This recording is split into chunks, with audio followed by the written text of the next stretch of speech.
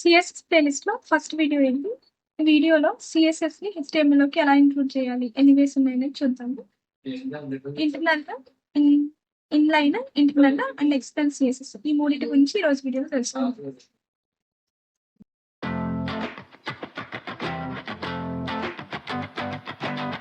CSS అంటే cascading style sheets అనమాట.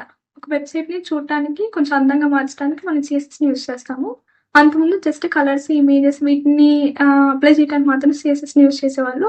ఇప్పుడు మెల్లమెల్లగా ఏంటంటే ఒక వెబ్సైట్ ని రెస్పాన్సివ్ గా మార్చడానికి సిఎస్ఎస్ బాగా యూజ్ అవుతుంది. మనం కొన్ని ఫ్రేమ్వర్క్స్ కూడా యూజ్ చేసుకోవచ్చు, సిఎస్ఎస్ ఫ్రేమ్వర్క్స్. బట్ సిఎస్ఎస్ లోనే మనకి చాలా రకాల అట్రిబ్యూట్స్ ఎప్పటికప్పుడు డెవలప్ అవుతున్నాయి అనమాట. కొత్త కొత్త సిఎస్ఎస్ అట్రిబ్యూట్స్ ని యాడ్ చేస్తారు సిఎస్ఎస్ లోకి. సో సిఎస్ఎస్ ని యూజ్ చేసుకుని ఒక వెబ్సైట్ ని రెస్పాన్సివ్ గా కూడా మార్చొచ్చు. రెస్పాన్సివ్ అంటే మనం ఏ స్క్రీన్ లో అయితే ఓపెన్ చేస్తామో వెబ్సైట్, ఆ స్క్రీన్ కి తగ్గట్టుగా వెబ్సైట్ అనేది మారిపోయింది అనమాట. అంటే మనం మొబైల్ ఓపెన్ చేస్తే మొబైల్లో తగ్గట్టుగా వ్యూ అనేది మారిపోద్ది. అదే డెస్క్టాప్ అయితే డెస్క్టాప్ తగ్గట్టుగా.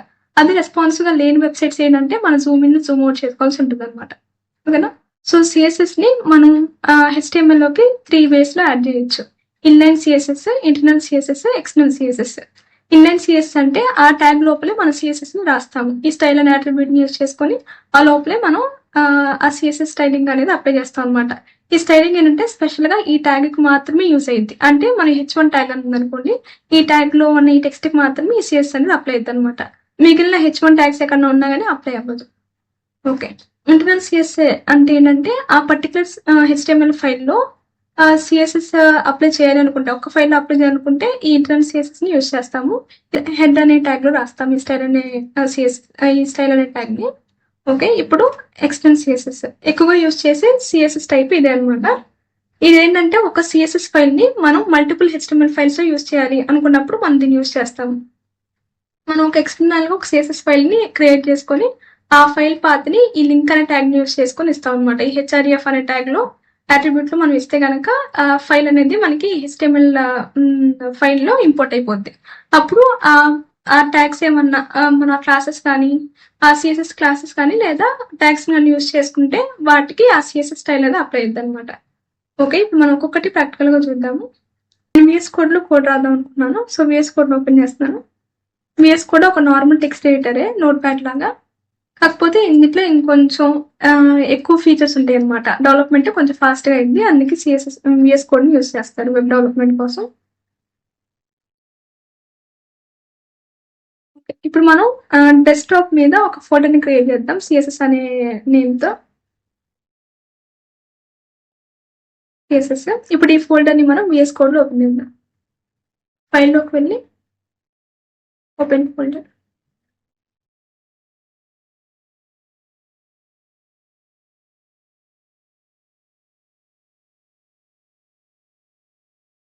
ఓకే. ఇప్పుడు సిఎస్ఎస్ ఫోల్డర్ ఇక్కడ సెలెక్ట్ అయింది కాబట్టి మనం కొన్ని ఫైల్స్ ని క్రియేట్ చేద్దాము. ఓకే. ఇప్పుడు HTML ఫైల్ ని క్రియేట్ చేద్దాము. index.html. ఇప్పుడు సిఎస్ఎస్ ఫైల్ ని క్రియేట్ చేద్దాము.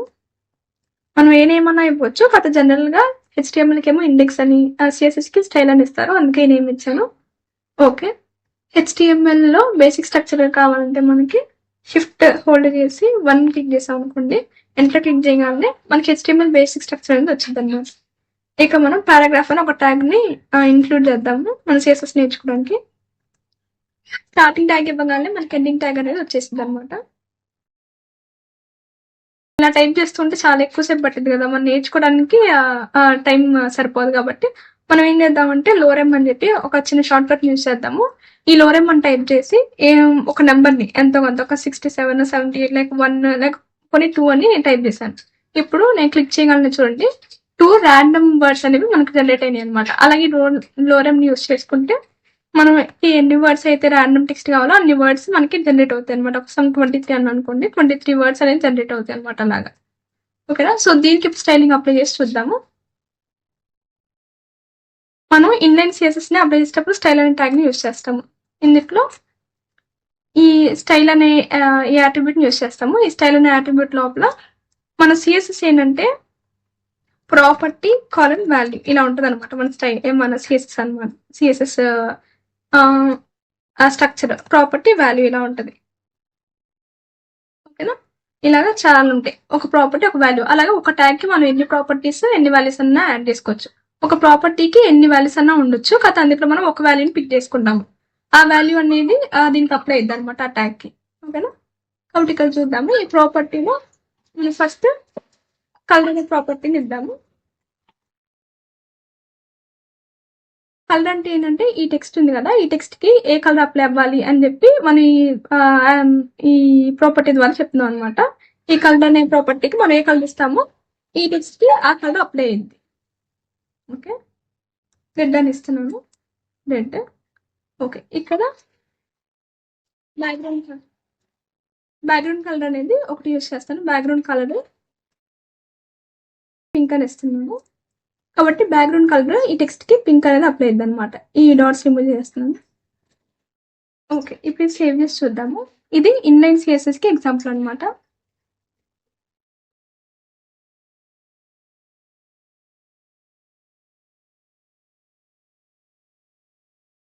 చూసారా, red colour text, pink colour background వచ్చింది. మనం ఈ సిఎస్ఎస్ ప్రాపర్టీస్ ఇంకా నేర్చుకున్నాము ఫ్యూచర్ వీడియోస్ లో. ప్రస్తుతానికైతే రెండు గుర్తు పెట్టుకోండి. కలర్ అంటేనేమో ఆ టెక్స్ట్ కి ఇచ్చే కలర్ అనమాట. బ్యాక్గ్రౌండ్ కలర్ అంటే బ్యాక్గ్రౌండ్ లో వచ్చే కలర్. ఓకే, ఇప్పుడు నేను ఇంకొక పారాగ్రాఫ్ ట్యాగ్ ని యూజ్ చేస్తాను.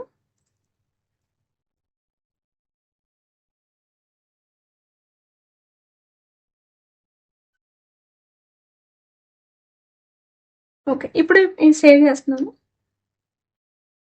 రిఫ్రెష్ చేసి చూస్తాను. ఓకే, పారాగ్రాఫ్ వచ్చింది. కాకపోతే ఆ సిఎస్ అనేది అప్లై అవ్వలేదు. చూసారా, ఇప్పుడు మనం ఆ సిఎస్ఎస్ అప్లై అవ్వాలంటే ఏం చేయాలి? సేమ్ అదే సిఎస్ఎస్ ని కాపీ పేస్ట్ చేసుకోవచ్చు.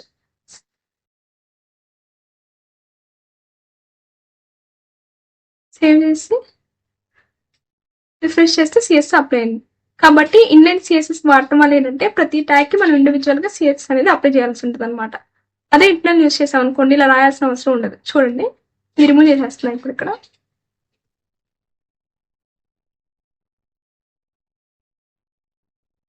ఇన్లైన్ సిఎస్ఎస్ ఇలాగా హెడ్ అనే ట్యాగ్ లోపల రాస్తాము.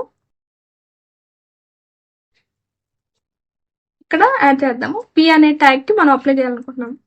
So P.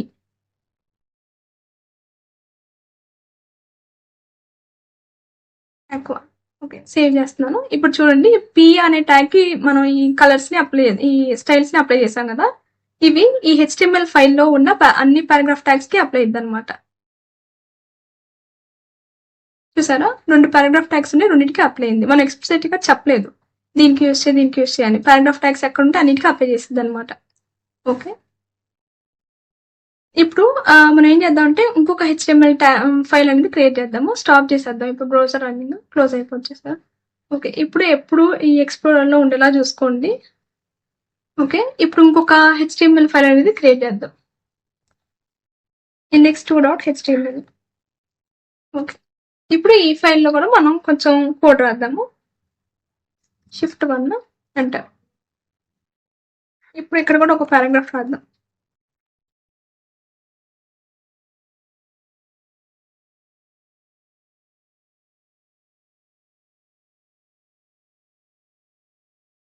ఇప్పుడు 2 పారాగ్రాఫ్స్ ఉన్నాయి కదా, ఇప్పుడు సేవ్ చేస్తున్నాను. ఇప్పుడు ఈ హెచ్టిఎంఎల్ ఫైల్ ని రన్ చేస్తాను. ఎందుకంటే ఇదే రన్ అవ్వాలనుకుంటున్నాను కాబట్టి దీన్ని రన్ చేస్తున్నాను. రన్.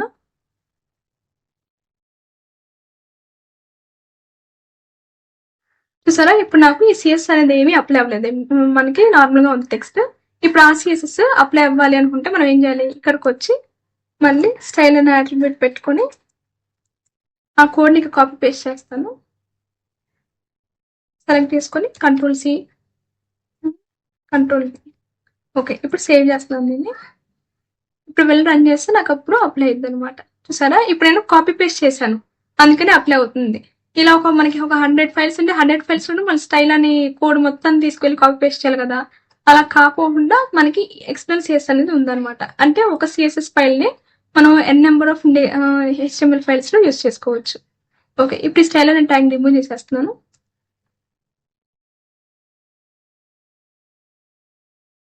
ఇప్పుడు మనం ఎక్స్టర్నల్ గా క్రియేట్ చేసిన సిఎస్ఎస్ ఫైల్ ఉంది కదా, దీన్ని యూస్ చేసుకుందాం. ఇక్కడ పారాగ్రాఫ్ ట్యాగ్ కి కలర్స్ అప్లై అవ్వాలనుకుంటున్నాం. బ్లూ,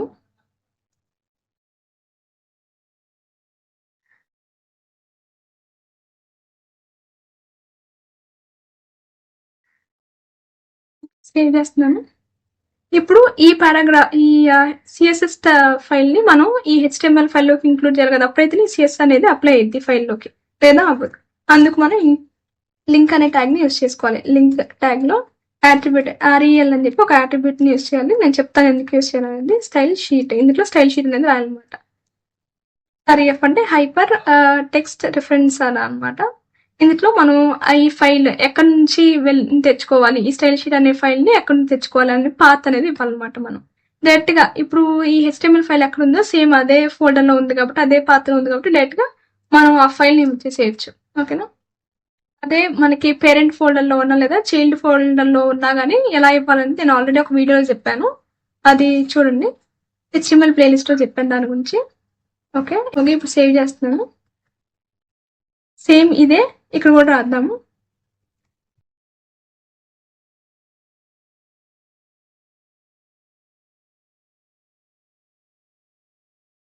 ఓకే, ఇది ఒక స్టాండర్లోన్ ట్యాగ్ అనమాట. జస్ట్ స్టార్టింగ్ ట్యాగ్ మాత్రమే ఉండింది లింక్ అనే ట్యాగ్కి. సేవ్ చేస్తున్నాను.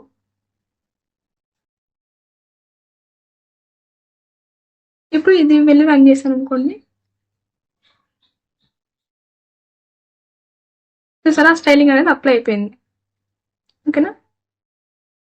నెక్స్ట్ ఇందులోకి వెళ్ళి ఇది రన్ చేశాను అనుకోండి.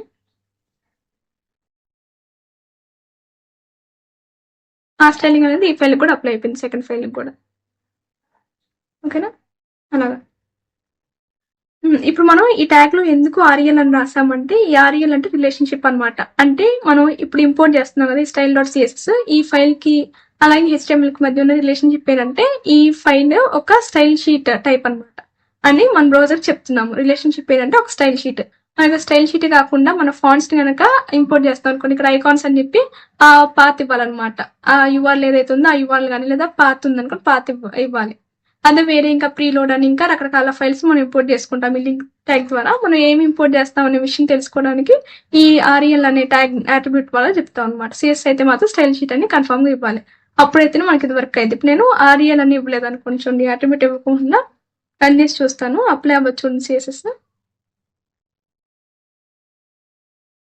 అప్లై అవ్వలేదు చూసారా. ఇప్పుడు మర్చిపోవకండి, సిఎస్ఎస్ ని ఎక్స్టర్నల్ గా ఇప్పుడు ఇంపోర్ట్ చేస్తే ఖచ్చితంగా ఈ అట్రిబ్యూట్ ఉండాలి, ఈ అట్రిబ్యూట్ కూడా ఉండాలి. ఓకే, ఇప్పుడు ఇదేంటిది, ఇది ఎక్స్టర్నల్ సిఎస్ఎస్ కదా. ఇప్పుడు నేను ఇంకొక సిఎస్ ఇప్పుడు అప్లై చేస్తాను. మనకి ఒక ఫైల్ కి ఎక్స్టర్నల్, ఇంటర్నల్ అలాగే ఇన్లైన్ సిఎస్ఎస్ కూడా ఉండొచ్చు అనమాట. మనకి అన్ని ఇన్లైన్ సిఎస్ ఉంటుంది కదా, దానికి హై ప్రియారిటీ అనమాట. మనం ఇన్లైన్ లో ఏదైతే ఇస్తామో అదే సిఎస్ అప్లై అయింది. నెక్స్ట్ ఇంటర్నల్ సిఎస్ ఏదైతే ఉందో అది అప్లై చేసింది. లాస్ట్ లో ఎక్స్టర్నల్ సిఎస్ఎస్ ని చూసుకుంది. ఫర్ ఎగ్జాంపుల్ ఇప్పుడు నేను ఇంటర్నల్ సిఎస్ఎస్ ని యాడ్ చేస్తాను ఇక్కడ.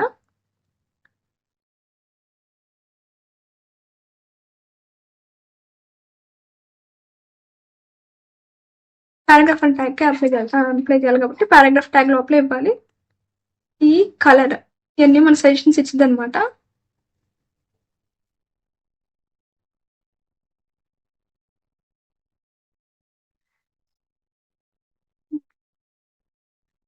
ఇప్పుడు నేను సేవ్ చేస్తే చూడండి, ఈ ఫైల్ కి నాకు ఈ సిఎస్ఎస్ అప్లై అవ్వదు. అంటే బ్యాక్గ్రౌండ్ కలర్ బ్లూ అను ఈ కాకుండా ఇవి అప్లై అవుతాయి, ఈ కలర్స్ అప్లై అవుతాయి.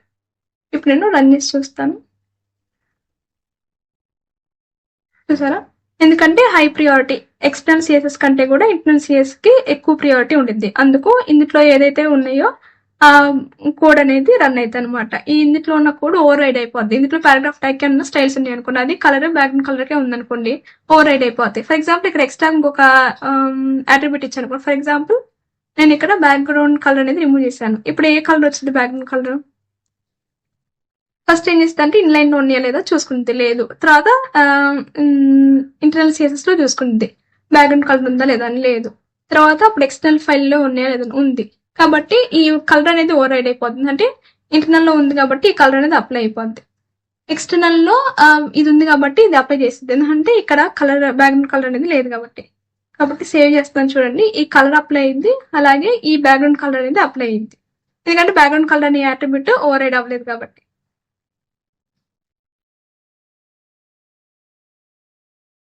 చూసారా,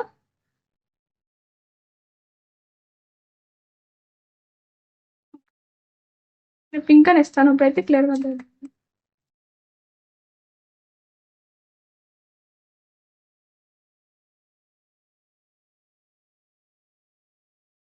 అలా అప్లై అవ్వలేదు. ఆ పింక్ అప్లై అవ్వకుండా మనకి నార్మల్ బ్లూ వైలెట్ అనే కలర్ అప్లై అయింది. ఓకే, ఇప్పుడు నేను ఇంటర్నల్ గా ఒక కలర్ ఇస్తాను. ఈ ఇన్లైన్ ట్యాగ్ లోనే ఒక కలర్ ఇస్తాను స్టైల్ అనే అట్రిబ్యూట్ లోపల. ఇప్పుడు మనం బ్యాక్గ్రౌండ్ కలర్ ని ఓవర్ చేద్దాము. బ్యాక్గ్రౌండ్ కలర్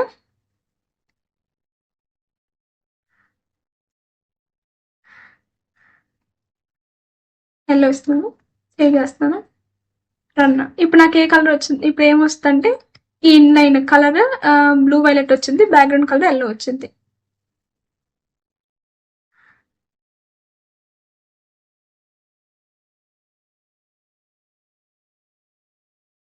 ఈ సెకండ్ దానికి చూసారా, అది అప్లై అవ్వలేదు, వేరే కలర్ అప్లై అయింది.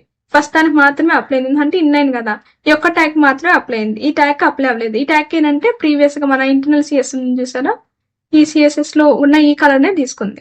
ఎందుకంటే మనం ఆ ట్యాగ్ కి ఇన్లైన్ సిఎస్ అనేది అప్లై చేయలేదు కాబట్టి ఆల్రెడీ ఉన్న ఎక్స్టర్నల్ ఫైల్ లో ఉన్న బ్యాక్గ్రౌండ్ కలర్ ని యూస్ చేసుకుంది. ఓకేనా. సో అలాగా హై ప్రియారిటీ ఏంటంటే ఇన్లైన్ సిఎస్ఎస్ కి, నెక్స్ట్ ఇంటర్నల్ సిఎస్ఎస్ కి, లాస్ట్ లో ఎక్స్టర్నల్ సిఎస్ఎస్ కి ఉండేది అనమాట.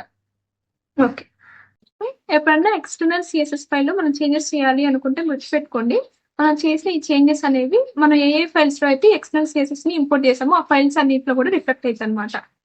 ఫర్ ఎగ్జాంపుల్ ఇప్పుడు నేను గ్రీన్ ఇచ్చాను కదా, ఇక్కడ నేను ఇది రన్ చేస్తాను. ఎక్కడి నుంచైనా మనం రన్ చేయొచ్చు, లేదా డైరెక్ట్ గా మనం ఆ ఫోల్డర్ లోకి వెళ్ళి డబ్ల్యూ క్లిక్ చేసి ఓపెన్ చేయొచ్చు అనమాట. ఆ ఫైల్ ఈ సిఎస్ అనే ఫోల్డర్ ఉంది కదా, డబ్ల్యూ క్లిక్ చేస్తే ఓపెన్ అయింది అనమాట. బ్రౌజర్ లోనే ఓపెన్ అయింది, డిఫాల్ట్ సాఫ్ట్వేర్ బ్రౌజర్ అనమాట, హెచ్టిఎంఎల్ ఎక్స్టెన్షన్ లో ఉంది, అందుకని బ్రౌజర్ లో ఓపెన్ అవుతుంది. ఓకే, ఇది కూడా ఓపెన్ చేస్తున్నాను. ఓకే, ఈ టూ ఫైల్స్ కూడా కలర్స్ అనేవి స్టైలింగ్ అనేవి మనం ఎక్స్టెండ్ చేసి ఏవైతే ఇచ్చామో ఆ స్టైలింగ్ అప్లై అయింది కదా.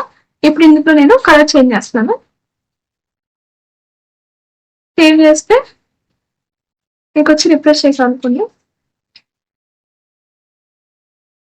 రిఫ్రెష్ చేసి చూసారా, దీనికి అప్లై అయింది.